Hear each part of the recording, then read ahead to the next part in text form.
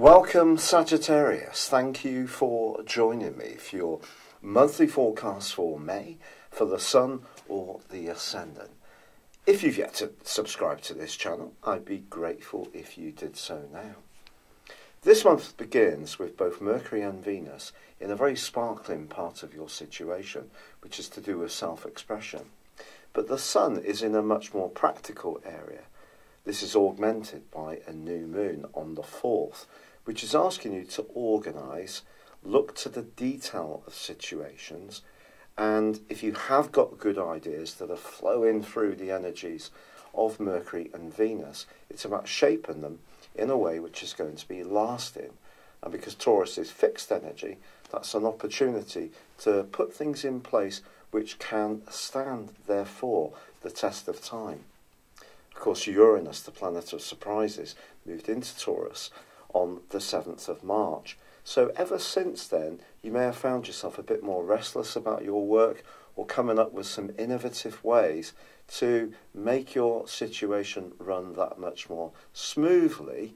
But if there is some part of your existence which does seem a bit dull and repetitive, then Uranus here is asking you to shake it up.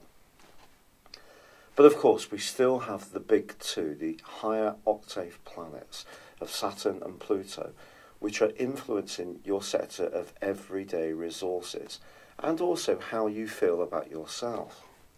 On one hand, Saturn is potentially limiting you, making you feel that you're not quite worthy, whereas Pluto has given you the opportunity to reform any attitudes or embedded thinking which is not good for you in a way which can enrich you, both in a physical context, materially, and also in a spiritual one.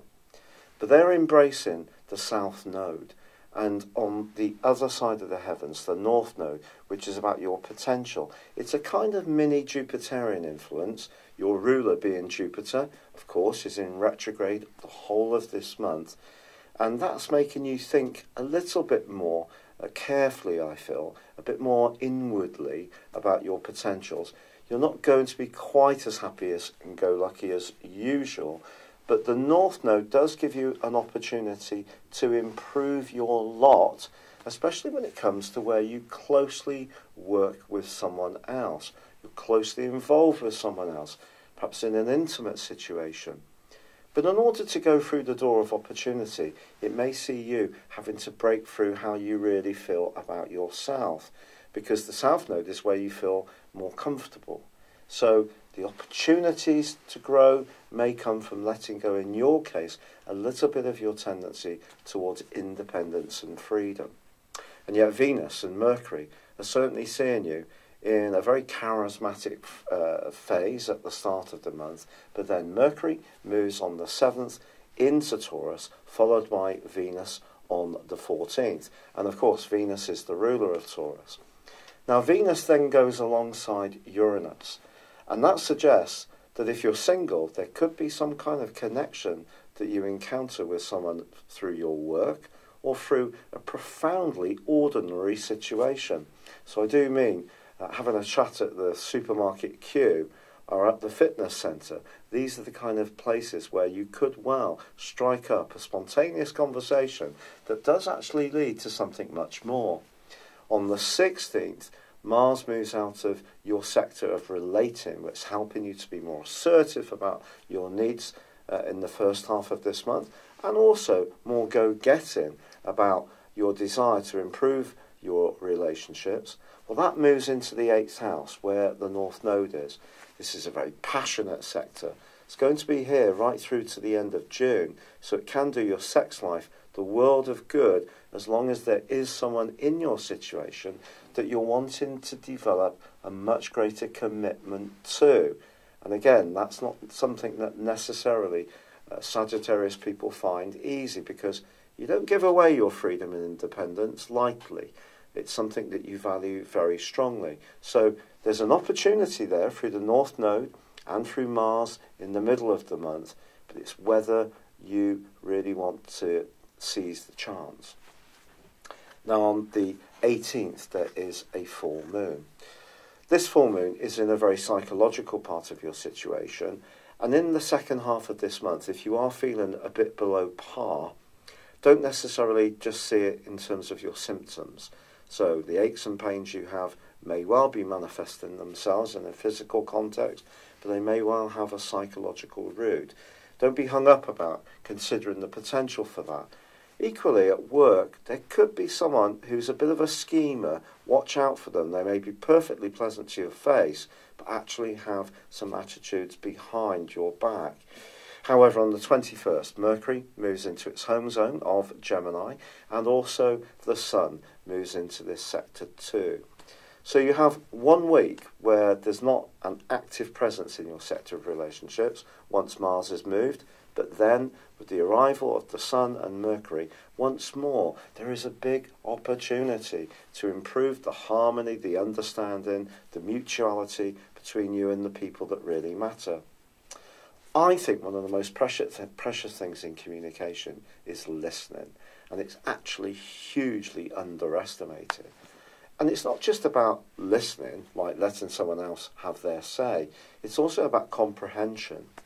And sometimes we therefore need to learn to comprehend where another person's coming from, even if it goes beyond our personal experience.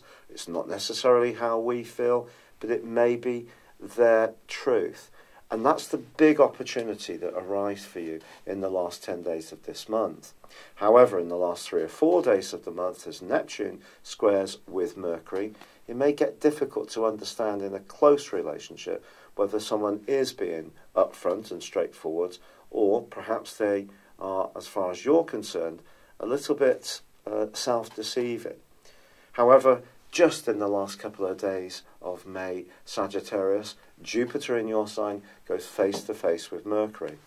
This can give you a huge burst of enthusiasm, and if there is somebody that you are attracted to, this may be a fine time to tell them, as long as you're clear about your emotional motivations and have a good idea of where they may be coming from as well, because understanding that mutuality is really about the 7th house energy, which is there pretty well for most of this month for you. In some ways, in the first half of the month, giving you an opportunity to be a bit more assertive about what you need. In the second half of the month, or certainly the last third of the month, being much more attuned to where other people are coming from and what their expectations are of you. But when it comes to finance, it may be a case that something that started to break down for you at the end of 2017, perhaps an income source that hasn't quite completely stabilised yet, there is an opportunity for that to be revived, refreshed, and to new growth to come in, but it probably is going to require quite a lot of hard work and application.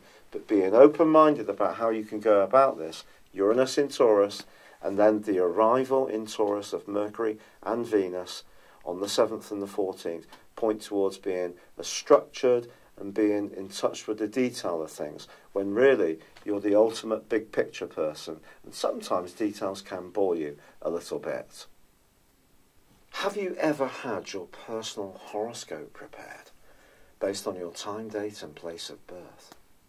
If not, the information within this will go way beyond your zodiac sign. Based on your character analysis or 12-month personal horoscope forecast, if you choose to have both, I will give you a 30% discount. My forecast uses a modern form of prediction called directions. This is where we advance a natal birth chart forwards 1 degree for every year of your life, and then compare it to your natal birth chart when you were born, and also to current transitory planetary activity. A large astrological study found that this was the most accurate form of forecasting. Why not join me beneath this video on the link and check this out for yourself? But for now, it's been a pleasure being with you. Good luck and goodbye.